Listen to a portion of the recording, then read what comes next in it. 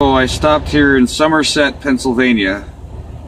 I did an 8-hour sleeper break thing, and I gotta take another 2-hour break to complete a 10-hour reset so I can keep driving. But I don't need to because I'm ahead of schedule. I'm on my way to Allentown, Pennsylvania, and then I'll be dropping this load off and then going and picking up some Hershey's candy and taking that back to Utah. But right now I got this big green blob that's been chasing me, kind of, as I left Wisconsin going into Indiana and everything. The rain and storms have been catching up to me, and right now there's a freezing rain advisory for this area this morning through mid-morning, and then this afternoon it'll be gone, so there's a chance for it to ice up some of the roads. Since I've already been driving at night because of traffic, I decided to stay parked and just leave till after everybody else left, and then arrive at where there's truck parking when all the rest of the truckers start waking up and leaving their parking spots, opening them up for me to park.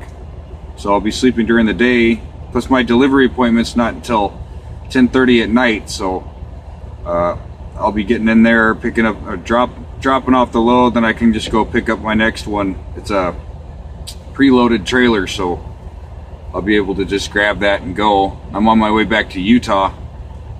So I started this trip in Utah, or just say I started in Utah, drove up through Oregon, got caught in the storm with all the snow. I didn't chain up, I stayed parked in the parking lot and waited for everybody to stop crashing. I didn't want to go get involved with everybody, so I waited, and then the storm cleared up, the roads cleared up, they got the ice off the road, and I was able to go get that load delivered. It was late, but I stayed safe, so better safe than sorry. I'd rather be late than to never arrive at all. So I got that delivered, then well, actually no, I didn't get that delivered. I went and I got there and I was going to go deliver it, but the delivery appointment was rescheduled for like 4 days later, so I dropped that off in a drop yard in Tacoma, Washington, and instead of sitting around waiting, I went and ran a favor for another driver. I went and picked up his load, and I brought it back to the same drop yard and dropped that off. I grabbed another empty trailer, and then when I picked up my load, but I forgot to drop off the paperwork, so I had to drive all the way back. So I was driving up and down across Washington State along I-5 for an entire day, which wasn't bad. I really liked the area. And then so all the way from the top left corner of the United States in Bellingham, Washington, all the way over here to Pennsylvania, to Somerset, and I'll be in Allentown, then I'll be picking up in Palmyra, and then heading back to Utah, which is going across Interstate 80 all the way back. So Washington, Idaho, Montana, North Dakota, Minnesota, Wisconsin, Illinois, Indiana, Ohio, West Virginia, Pennsylvania, and Ohio, Indiana, Illinois, Iowa, Nebraska, Wyoming, Utah. All those states. I've been many times back and forth across this country and all of these states. I spent a lot of time just driving around certain little like regions, 11 Western. I've spent 6 months driving around the Southeast, going from Arkansas to Texas, like going to Laredo, Texas, which is the Mexico-United States border. Not a very good area to be, but me and another driver, team driving, going there and delivering loads from Searcy, Arkansas, Fort Smith, Arkansas, then just going through Texas, US 69, headed south on I-35, and just driving around that region. Then I've gone solo, just doing produce in California, and then I've gone back and forth just driving like the Midwest. I've been on a dedicated thing where I was just driving in the Great Lakes area, Illinois, Wisconsin, Minnesota, back and forth, and doing that only at night. So for 9 months, I saw the sun for about 2 hours, maybe a day. I'd leave at sunset and shut down at sunrise and go to sleep. So the sun was setting when I got up, and then it was rising when I went to bed. So I've spent over a year of my life only seeing the night, seeing darkness. So It's kind of why I named my thing the Night Shifter, because I spend most of my time at night. Like right now, it's at night. I prefer to be out at night driving a truck because of traffic is a lot lighter. I'd rather deal with low visibility than heavy traffic, especially trucks. Most of the trucks all shut down at night, so I can get on down the road and make the best of my time. I feel it's the safest to be out driving a semi-truck.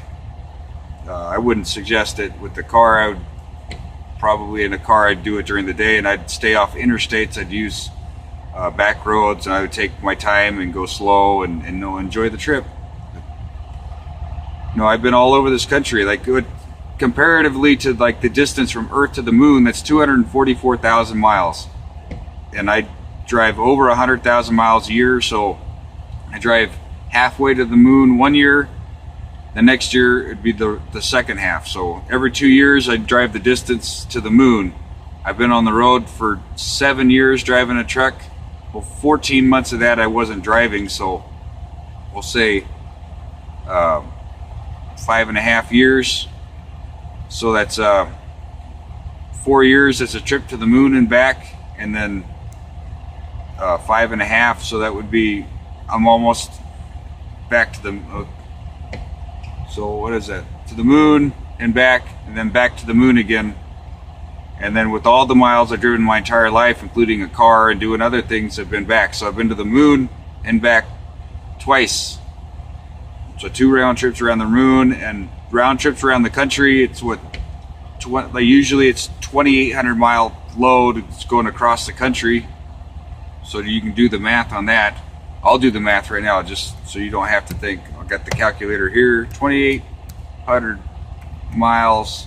Just say I do 120,000 miles a year. Divided by 2,800 equals 42 trips across the United States. That would be the distance. 43 trips across the United States. So divided by 2, it'd be 21. Let's just say I do 20 round trips a year around the United States, times 5.5. So times 5.5. It's time for me to go to bed, so I can't do math in my head. 20 times 5.5 equals 110. Over 100 times. Over 100 times in my life just driving a truck. I have 110 round trips around the United States driving a truck, and then even more than that in my life. So it's a lot of driving, and 90% of it's just watching traffic. It's not looking at the scenery. It's assessing vehicle speed, space, distance, attention, focusing on what's important to think about and what's not important to think about. I think that's the most important part about driving, is to notice what you're thinking about when you're going down the road. Because if you're not thinking about stuff that's not driving, that has nothing to do with driving, you're really just kind of distracted. You're daydreaming. You're not really paying attention to what's going on the road. You're just letting your subconscious take over the wheel and go down the road.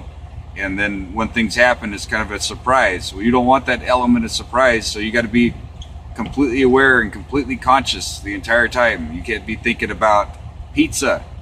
You need to be thinking about where things are. Like, I got an overpass coming up, and there's traffic merging on and off the highway, and there's traffic coming up behind me that's going to be passing. There could be problems, and so you're watching and assessing. So a million miles, or let's just say 500,000 miles driving a truck, watching traffic. So I've played in storms. That's what I really wanted to get on here, is just say about, I wanted to talk about that storm, but I started talking about other stuff because it's the way my mind goes. But like this storm has been chasing me, and I used to like wait for the storm to catch up to me, and then I'd see where the heavy rain parts are, where it's the red spots in the storm, and then I'd try to drive right through the middle of it, just to have some fun, just to have something different to bear the conditions on the road. If it's raining really hard, it just seemed like You know, I was used to that. I learned what it's like to drive through really heavy rains or heavy snow. I used to want to put chains on because I wanted that experience.